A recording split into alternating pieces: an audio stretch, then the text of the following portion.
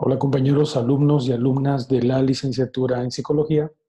Vamos a iniciar con la presentación de la clase que dejamos pendiente el día de ayer, viernes. Eh, por cuestiones personales, pues no pude quedarme, siendo que ya estaba por ahí, había terminado de dar clase en el otro grupo, pero bueno, tuve que retirarme. Y por lo tanto, esta es la clase que íbamos a ver el día de ayer. Es la clase sobre el inicio de la filosofía moderna, sobre el inicio también de la ciencia moderna y corresponde específicamente a un pensador, a un filósofo en especial que sería Descartes y el racionalismo y también el inicio un poco del empirismo, aunque los vamos a abordar de manera muy panorámica porque la cuestión referente a Descartes, específicamente sobre su propuesta del cogito cartesiano, va a ser abordada el lunes y el empirismo va a ser abordado posteriormente con los empiristas ingleses. Entonces, bueno, los temas que vamos a revisar en esta clase son el Renacimiento, Descartes, el racionalismo y el empirismo, y un poco acercarnos al surgimiento de la ciencia moderna. Bueno, entonces vamos a iniciar. La Edad Media termina a fines del siglo XIV y al final de Edad Media surge un movimiento intelectual conocido como el Renacimiento y que va a marcar el paso del mundo medieval al mundo moderno. Va a terminar con 1000 años de oscurantismo dominados por la época medieval o el mundo medieval y vamos a tener algunos aspectos relevantes, algunos acontecimientos importantes que van a marcar este paso del mundo medieval al mundo moderno. Uno de ellos va a ser la caída de Constantinopla en manos de los turcos, es decir, la caída del Imperio Romano de Occidente.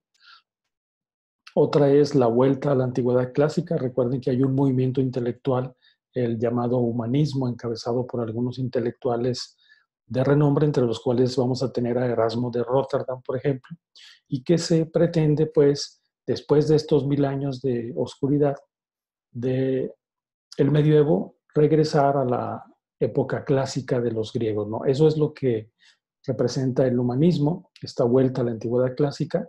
Por lo tanto, tenemos también el fin del teocentrismo, el fin de la fe como criterio de verdad y criterio único para conocer la verdad. Y tenemos también el surgimiento de una nueva clase social, que es la burguesía, que se organiza en torno a al declive, a la caída pues, del feudalismo, y que surgen de ahí pues, como una clase que va a dominar toda la época moderna. También tenemos el invento de la imprenta, lo que permite una expansión del saber y que el saber no se haya circunscrito nada más a las élites intelectuales representadas por los monjes, los monasterios, que eran los guardianes del saber. Y tenemos también dos movimientos sociales derivados de la iglesia, que van a ser la Reforma Protestante y su contraparte, que va a ser la Contrarreforma, organizada en torno a la Compañía de Jesús, a los jesuitas, y su lucha por reposicionar a el cristianismo y devolverle todos los privilegios que había perdido, ¿no? Bueno, luego tenemos a eh, los precursores de la ciencia moderna, que van a ser Francis Bacon, Galileo Galilei, Nicolás Copérnico, René Descartes, Isaac Newton y Jonas Kepler. Estos señores, de alguna manera, son los que van a permitir que se vaya configurando la naciente ciencia. Y bueno, como dice ahí, ellos sientan las bases del método científico y bueno, algunos de los, digamos, aportes o digamos lo que sintetiza de alguna manera el pensamiento de estos señores va a ser en Francis Bacon, por ejemplo, el interés renovado que tenía por la investigación. Francis Bacon era un monje, ¿sí? Él se dedicaba a observar en el huerto de su monasterio, observaba las plantas, observaba los insectos y por lo tanto él eh, digamos, orienta la naciente ciencia moderna hacia la observación, una observación muy minuciosa, muy atenta del mundo y de la realidad, ¿no? Luego tenemos a Galileo Galilei, que resume un poco su pensamiento en esta frase que dice: Dios ha escrito el libro de la naturaleza en lenguaje matemático, es decir, la naturaleza se puede medir y se puede contar, es decir, la naturaleza es medible, es cuantificable. Luego tenemos a Nicolás Copérnico, que con él, como sabemos, termina la teoría geocéntrica, la teoría heliocéntrica, eh, que había supuesto que el centro del universo era la Tierra, y Copérnico dice: la Tierra no es el centro del universo, y con eso termina la teoría heliocéntrica. Eh, Descartes, con su dualismo absoluto entre la mente y la materia, y que con esto ya veíamos, lo mencionábamos en clases pasadas, como Descartes pues rompe en ese sentido con Aristóteles, que precisamente postulaba la existencia, la unión absoluta entre la materia y la forma. Sí, bueno, Descartes rompe con eso, y en este sentido la razón sustituye a la fe como medio de conocimiento, porque posiciona a la razón y al hombre en el centro del universo. Luego tenemos a Newton, que hace una síntesis de todas las visiones anteriores a través de la llamada física newtoniana. Y luego tenemos a Kepler, que dice: los planetas tienen órbitas con los cuales giran alrededor del Sol, que de alguna manera también sustenta a Copérnico. Y luego, de esta manera, pues tenemos que la ciencia moderna empieza a surgir, digamos, a configurarse una nueva época, una nueva era en la humanidad, que es el inicio de la modernidad. De esta manera, pues, cuando inicia la modernidad, con el surgimiento de la ciencia moderna, es a partir de Descartes, decíamos, con su dualismo absoluto entre la mente y el cuerpo, y que este dualismo no implica o no quiere decir sino lo siguiente. Descartes propone la existencia de dos realidades diferentes.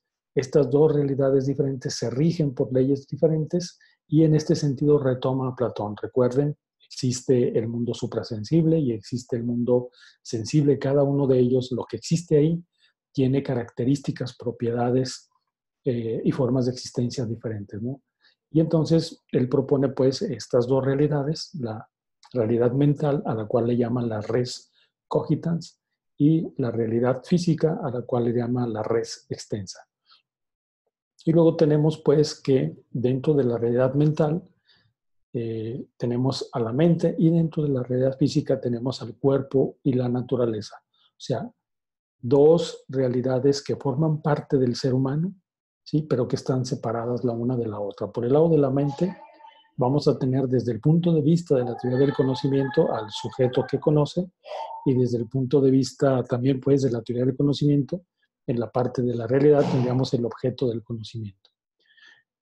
Y bueno, ya decíamos que dentro de la realidad física, Descartes dice que existe una realidad física a la cual pertenecen el cuerpo, los animales y la naturaleza, a la cual se rige por leyes matemáticas que es posible conocer solo por medio de la razón y es cuantificable, ¿sí?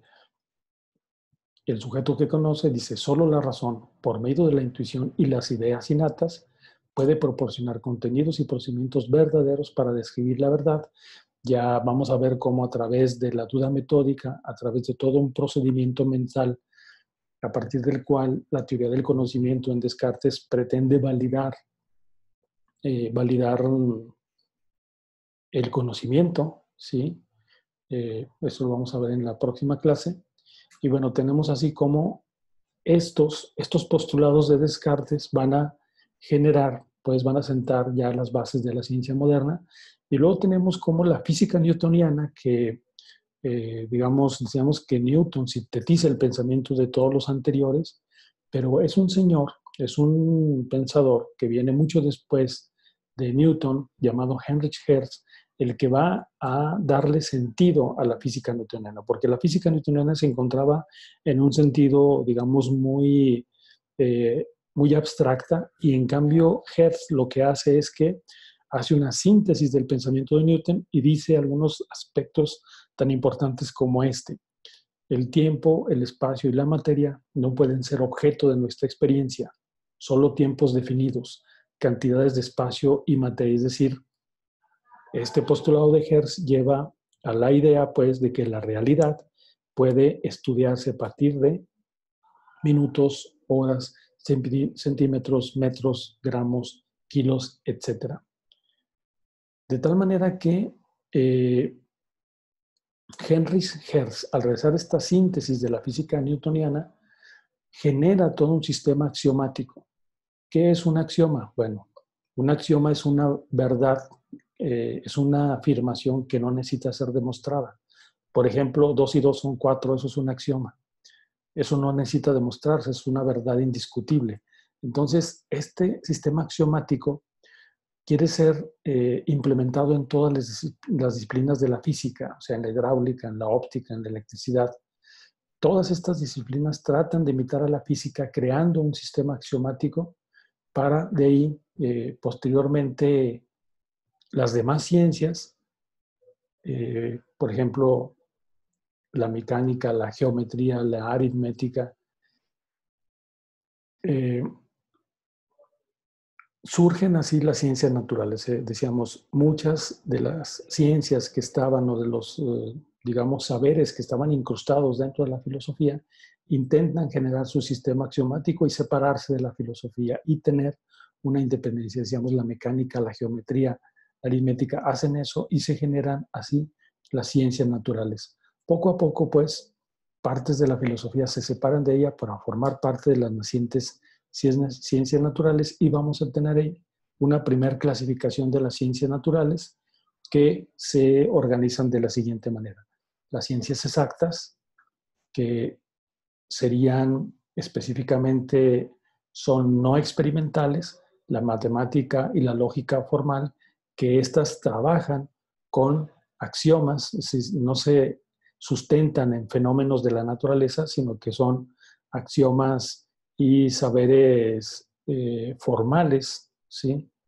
Las matemáticas y la lógica formal trabajan con proposiciones, trabajan con elementos que no tienen una existencia real, no los podemos encontrar en la naturaleza, y entonces en ese sentido son ciencias no experimentales.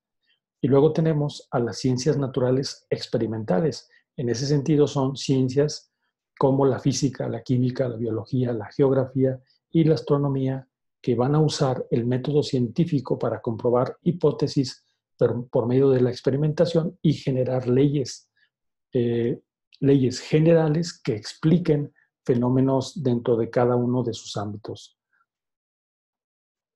Y bueno, de esta manera, pues, surgen ciencias, las ciencias naturales, y vimos ya de alguna manera un pequeño repaso, un pequeño esbozo sobre lo que es la influencia de la filosofía en la conformación de la ciencia moderna, y cómo esta va a retomar, pues, cómo es que surge desde la filosofía la ciencia moderna. En las siguientes clases vamos a ver cómo Descartes, ¿sí? A partir de la duda metódica, establece un procedimiento para el análisis de la realidad, ¿sí? Para la verificación y la validez del conocimiento, no solamente en ciencias, sino el conocimiento en general, que pueda dar cuenta de una manera indiscutible y sin asomo de dudas sobre el conocimiento verdadero. Bueno, entonces, aquí está esta es la clase sobre Descartes y la ciencia moderna, la filosofía moderna y el surgimiento de la ciencia moderna, y nos vemos pues en clase.